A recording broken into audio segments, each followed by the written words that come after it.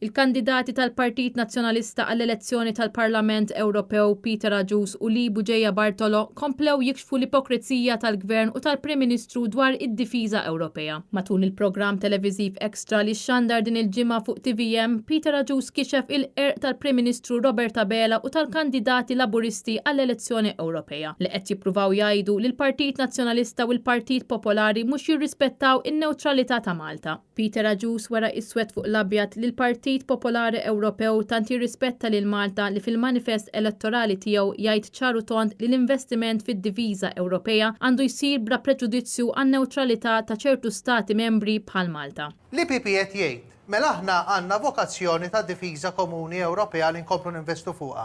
Bħalma jaqbel kulħadd naħseb jien.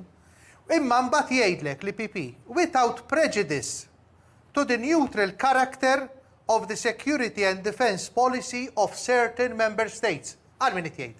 Għal Malta. Fuq Extra ġiet diskussa wkoll il-gidba ta' Robert Abela meta qal li l-Partit Nazzjonalista jrid jibgħat l-itfal għall-gwerra. Peter Agius u Libu Ġejja Bartolo spjegaw kif kien Robert Abela stess li fl-aħħar sentejn ivvota favur li l-Ewropa tibgħat l-armi lill-Ukrajna. Qal li l-Partit Nazzjonalista kif dejjem kien u favur investiment għad-diviża tal-Unjoni Ewropea u mhux għal xi aggressjoni militari. Il-kandidat Libu Ġejja Bartolo min-naħa tiegħu spjega li l-missjoni tal-Partit Nazzjonalista fl-Ewropa għandha tibqa' li tiddefendi l-identità tal-Maltin u l-Awċin u fakkar illi kieku għall-Kummissarju Ewropew Helena Dalli f'dan iż-żmien ta' festi ridet li l-Maltin jgħidu l-festi tajba biss minflok lejt it-tajjeb. Ħalluni nkompli nikkonkludi. Qedlek l-ewwel pass ta' Helena Dalli iva kien tajb imma mbagħad tasqita fis-sens illi bħala Kummissarju għall-Igwaljanza fl-Unjoni Ewropea riġet toħroġ b'dokument illi kieku issa li kien għalija issa fl-għajt round the corner ma ngħidux aħna lejt tajb il-xulxin, ngħidu l-festi tajba l-xulxin. Skużi, lajt u għalajt.